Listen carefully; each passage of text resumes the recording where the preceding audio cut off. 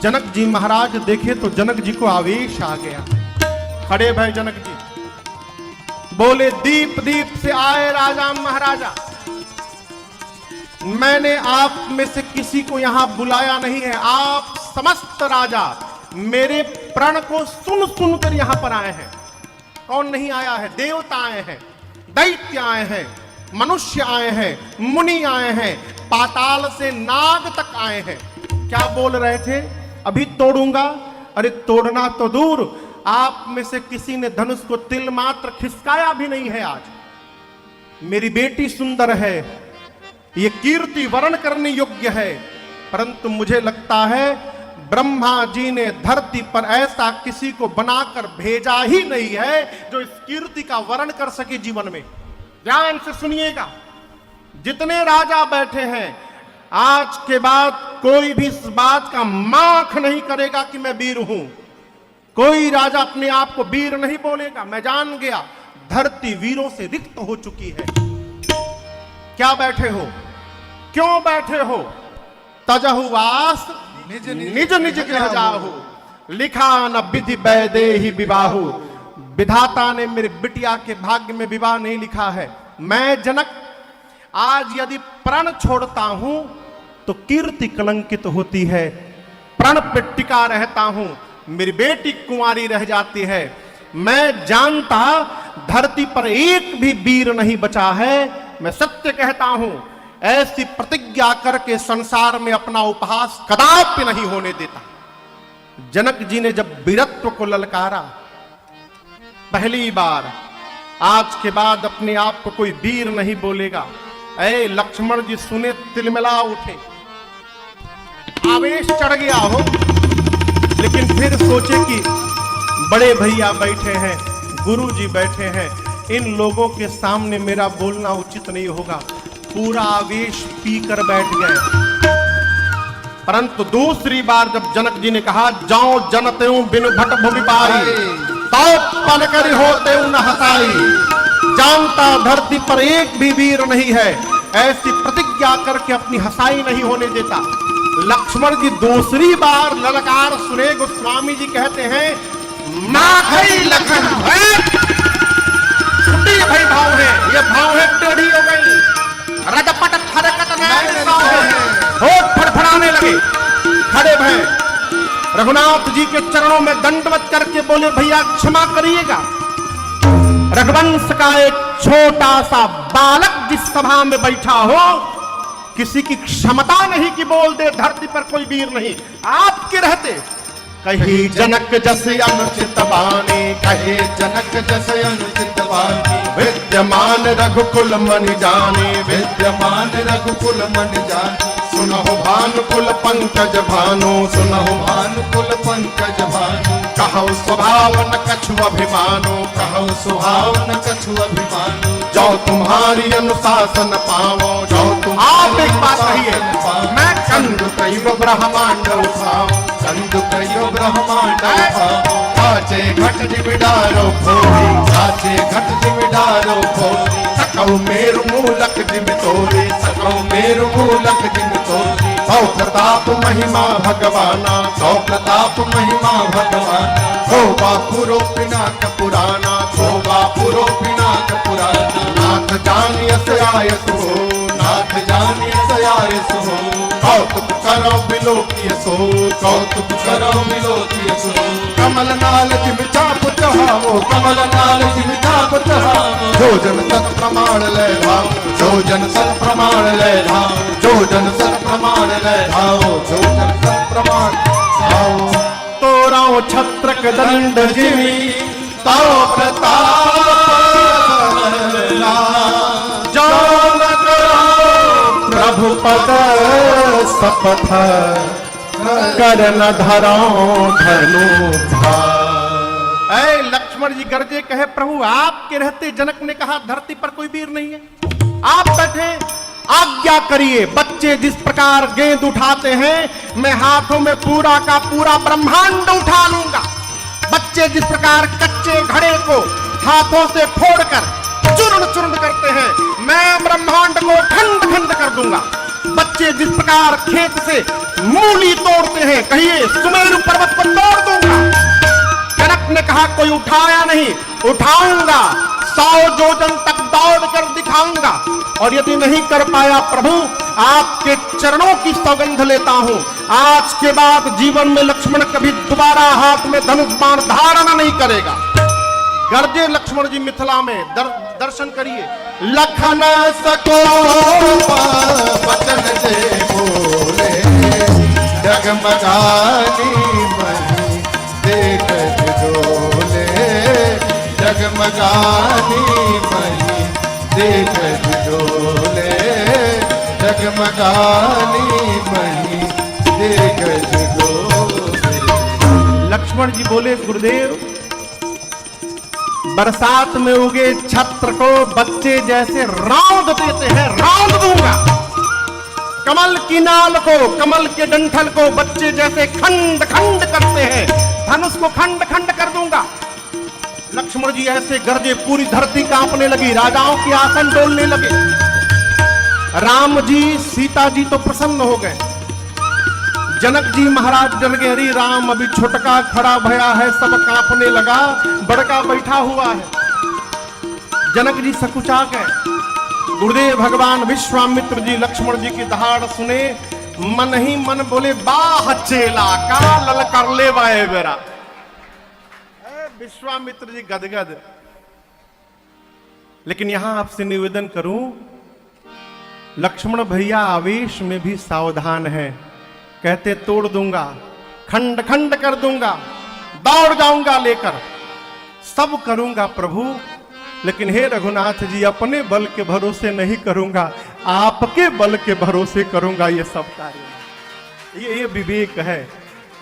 अब लक्ष्मण जी हाथ बढ़ा दिए धनुष की ओर, देख रहे हैं राम जी की ओर, भैया कहिए तो तोड़ू। राम जी सोचे तोड़ना हमको है, छुटके तैयार बतूड़े खाते। विश्वामित्र जी लक्ष्मण जी की ललकार सुने, उनकी भाव भंगिमा देखे, राम जी से बोले जल्दी बुलाओ, कहीं तोड़ी मत दे, बुलाओ तुरंत। लक्ष्मण जी भगवान को ही देख रहे थे। राम जी ने लक्ष्मण जी को देखा, मुंह से नहीं बोला, आंख से। कम हियर भाई साहब, हो गया। शयन ही रघुपति लखन निवारे, शयन ही रघुपति लखन निवारे, प्रेम समेत निकट बैठारे, प्रेम समेत निकट बैठारे, विश्वामित्र समय शुभ जाने, विश्वामित्र समय शुभ जाने। राम जी ने लक्ष्मण जी को बुलाया, बुलाकर अपने पास में बिठाया, पीठ थपथपाया, बोले भैया आप तो कितना बढ़िया बोले आज, हैं? मैं तो सुनता रह गया आपकी बात। लक्ष्मण जी बोले अभी केवल बोला था भैया, आप इशारा कर देते ना तो मैं तोड़ के भी दिखा देता। राम जी बोले हम लोग तोड़ने नहीं आए हैं, हम लोग धनुष यज्ञ देखने आए हैं। हाँ, आप विद्यमान हैं और आपके रहते जनक ने कह दिया कि धरती पर कोई वीर नहीं है। उचित उत्तर दिया है जनक जी को आपने। एक महात्मा कह रहे थे कि राम जी ने लक्ष्मण जी से धीरे से कहा, भाई साहब आप जिनको ललकार रहे थे वो जनक जी थोड़ी देर बाद हमारे ससुर होने वाले हैं, तो थोड़ा नाम के आगे पीछे श्री जी लगा लिए होते, जनक जी बोल दिए होते श्री जनक जी।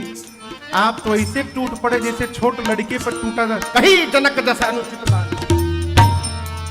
राम जी समझाएं, विवेकी पुरुष की भाषा में क्रोध में भी रुग्णता नहीं आनी चाहिए, ये ज्ञान है।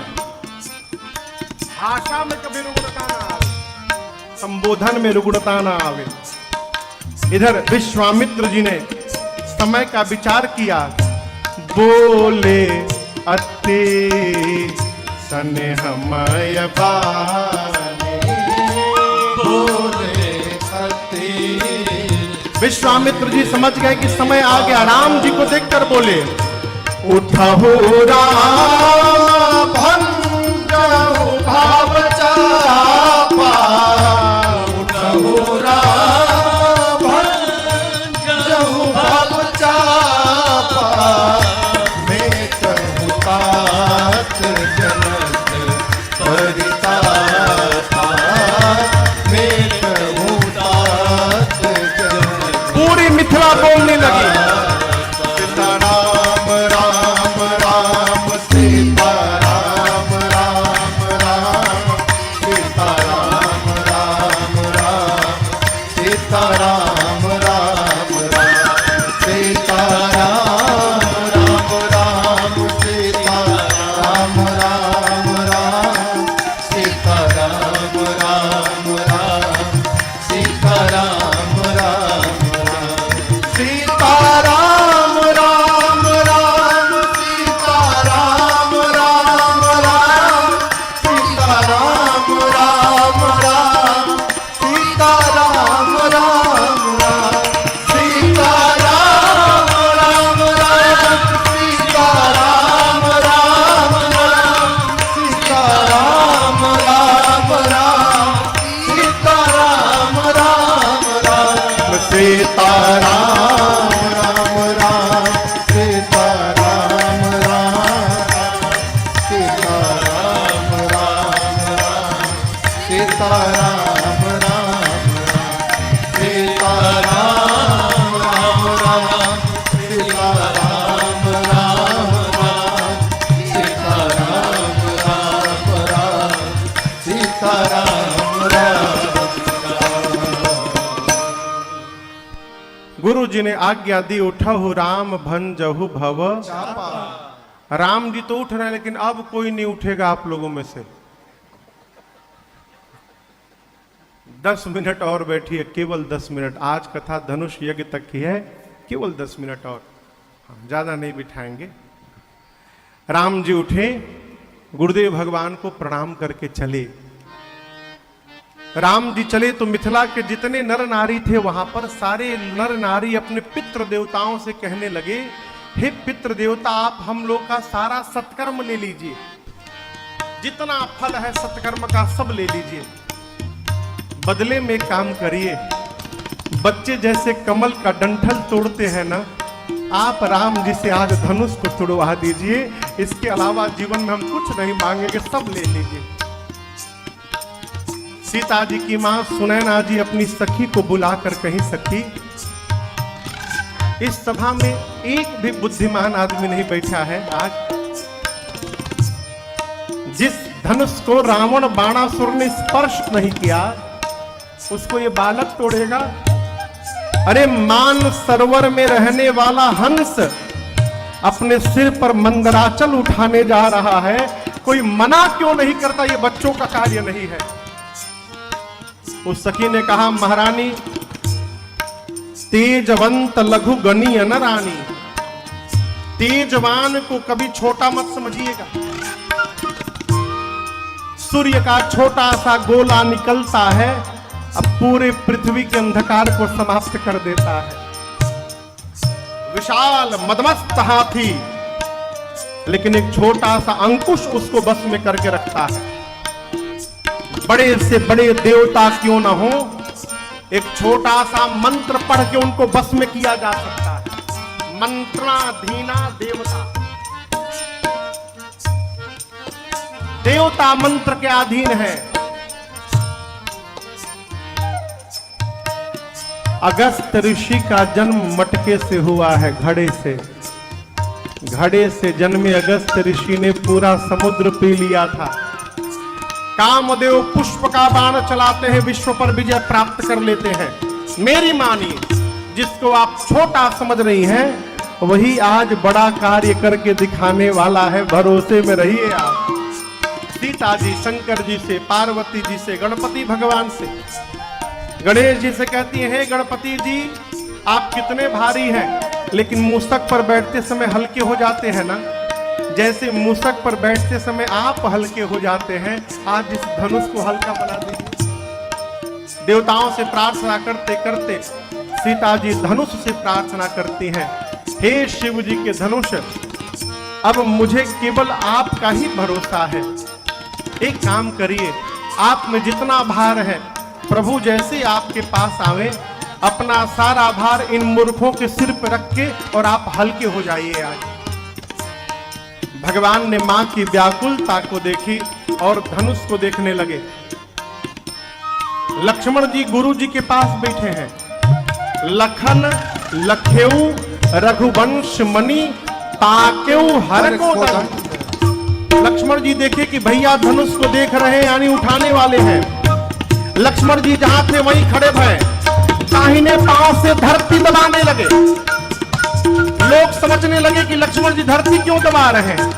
लक्ष्मण जी पांव से धरती दबाकर कहने लगे, हे शेष नारायण, हे दिक्पाल वराह, सावधान होइए, भैया धनुष उठाने वाले हैं, धरती को पकड़ लीजिए। कहीं ऐसा ना हो कि धनुष के साथ साथ धरती ही ऊपर उठ के चली आए, आप लोग धरती को पकड़ लीजिए। सबको सावधान किया। सारे लोग अब तक राम जी को देख रहे थे, सब लक्ष्मण जी को देखने लगे, आपस में वार्ता करने लगे, चल क्या रहा है, धनुष बड़का तोड़ेगा, छोटका क्यों पांव से धरती दबाने लगा। लक्ष्मण जी धनुष के पास गए, धनुष की परिक्रमा लगाए, धनुष के मध्य भाग पर जाकर भगवान ने हाथ रखा। उसके पहले धनुष को प्रणाम किया, धनुष के इष्ट भगवान शिव को प्रणाम किया। गुरहि प्रणाम मन ही मन कीन्हा, विश्वामित्र जी को प्रणाम करके आए थे। धनुष के पास जाकर गुरु जी को प्रणाम किया, विश्वामित्र जी को नहीं। अयोध्या में बैठे गुरुदेव भगवान वशिष्ठ जी को प्रणाम किया, मन ही मन प्रणाम करके भगवान ने धनुष के ठीक मध्य भाग में अपना हाथ रखा। जैसे भगवान ने धनुष लिया है, उसी समय बिजली की चकाचौंध चमकी, और जितनी देर के लिए बिजली चमकती है उतनी देर में मंडल समभयौ देख चढ़ावत खेच तगाड़े काहू न लखा देख चमत्कार कई छन राम माज धनु तोला हरे भुवन धुनि घोर कठोरा हरे भुवन धुनि घोर कठोरा हरे भुवन धुनि घोर कठोरा हरे भुवन घोर कठोरा पाटी बजु मारग चले नहीं करहि नहीं गज डोल भई आई ओल कूल सुरय सुर मुनि कल कान दीने सकल विकल विचारहि ओ दंड खंड राम तुलसी जयति बचन उचारहि आ जयति बचन उचारहि आ जयति बचन उचारहि। जितनी देर के लिए बिजली चमकती है उतनी देर में ही भगवान ने धनुष को लिया, झुकाया, प्रतंचा चढ़ाया, तोड़ दिया, कोई नहीं देखा। धनुष के टूटने की ध्वनि इतनी तीव्र थी, पूरा ब्रह्मांड भर गया। सूर्य नारायण धनुष यज्ञ देखने आए थे, आवाज सुनकर सूर्य नारायण के घोड़े पटक कर भागने लगे। आकाश में, धरती में शेष वराह दिक्पाल धूरी पर कलमला उठे। बीच मृत्यु लोक में सुर मुनि मनुष्य असुर सब कान बंद कर लिए, पूछने लगे ये ध्वनि कैसी आई, क्योंकि दिखाई किसी को नहीं पड़ा। गोस्वामी जी कहते हैं राम जी ने शिव जी के पिनाक को खंड खंड कर दिया। बोलिए सियावर रामचंद्र भगवान